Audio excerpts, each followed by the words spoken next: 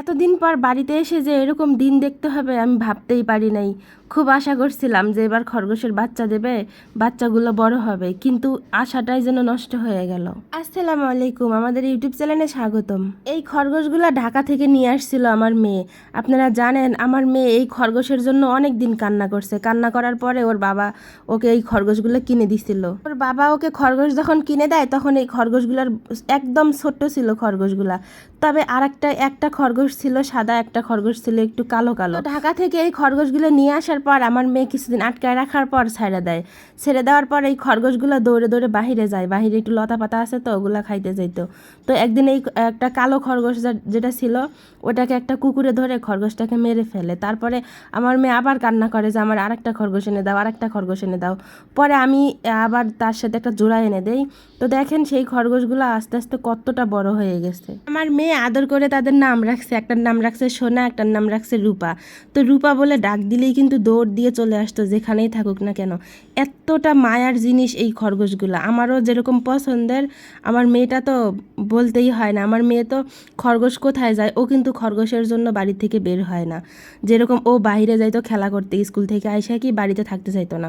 যখন থেকে এই খরগোশগুলো বাড়িতে দেখা যায় যে ঘোরাঘুরি করতেছে, আরও ওই যে কালো খরগোশটাকে কুকুরে নিয়ে গেছে, তখন থেকে ও খরগোশের জন্য পাহারা থাকে। ও খরগোশ বাড়িতে রেখে কখনোই বাহিরে যায় না যদি খরগোশ হারিয়ে ফেলে। কিন্তু ও যখন শুনছে যে খরগোশের নাকি বাচ্চা পেটে, আমি বলছিলাম যে আম্মু তোমার খরগোশের না বাচ্চা হবে, এতটা খুশি হয়েছিল জানেন না। কিন্তু এইটুকু আমি বুঝতে পারি নাই যে খরগোশের মাত্রাটা আলাদা রাখতে হইতো। যদি আলাদা রাখতে পারতাম তাহলে হয়তো বাচ্চাগুলো বাঁচানো সম্ভব ছিল।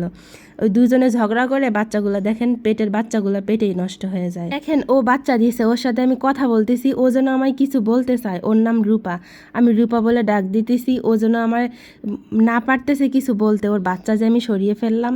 রূপা একে একে 4টে বাচ্চা দেয়। রূপা আমার শুধু মুখে মুখে দেখে যেন কিছু বলতে চায়। হাজারো হোক মায়ের মন তো, আমরা মানুষরা তো মুখ ফুটে বলতে পারি যে আমার সন্তান এরকম হয়েছে ওরকম হয়েছে, কিন্তু ওরা তো বলতে পারে না। রূপা একে একে 4টে বাচ্চা দেয়, 4টে বাচ্চা আমি সরিয়ে ফেলি আর রূপা আমার মুখে মুখে দেখে। এতটা মায়া লাগছিল জানেন না এদের দিকে দেখে। তো যাই হোক, কিচ্ছু করার নাই, যা হবার হয়েছে। আমাদের ভুলের কারণেই আজকে বাচ্চাগুলো নষ্ট হয়ে গেছে, কিন্তু বুঝতে পারি নাই। তবে এখন হারিয়ে বুঝতে পারছি আসলে খরগোশের কিভাবে যত্ন নিতে হয়। খরগোশ কতদিন পর পর বাচ্চা দেয় আপনারা জানেন? একটা খরগোশ 1.5 মাস পর পর বাচ্চা দেয়। আবার যখন পেটে বাচ্চা আসে তখন এই ছেলেটাকে আলাদা রাখতে হয়, তা না হলে এরকম করে বাচ্চাগুলো নষ্ট হয়ে যায়। তো যাই হোক, এখন তো এইটা বুঝতে পারছি, কিন্তু আবার একটা নিজের ভুলের কারণে এত বড় একটা ভুল হয়েছে আপনাদের কি বলবো, যা নিজেই মেনে নিতে পারতেছি না। এই যখন আবার দ্বিতীয়বার এই খরগোশটা গর্ভবতী হয় তখন আমি তাকে কি করি, আলাদা রেখে দিই। আমার মাকে বলি যে ওকে আলাদা রেখে দিও আর ওই ছেলেটাকে এখানেই রেখে দিও, ওর ঘরেই রেখে দিও। মা কি করছে, আমাদের শোয়ার ঘরে ওই যে মেয়েটাকে রেখে দিছে। ও তো গর্ভবতী, ও কিছুদিন পরেই কিন্তু বাচ্চা দিত, কিন্তু ওই শোয়ার ঘরে রেখে দিছে। 4-5 দিন থাকছে, কিচ্ছু হয় নাই। পরে 4-5 দিন থাকার পরে একদিন দেখা যায় কি গভীর রাতে একটা ওই যে 12 বিলাই বলে আমাদের ওইদিকে, ওই বিড়াল নাকি মাংস খায়, হাঁস মুরগি খেয়ে ফেলে।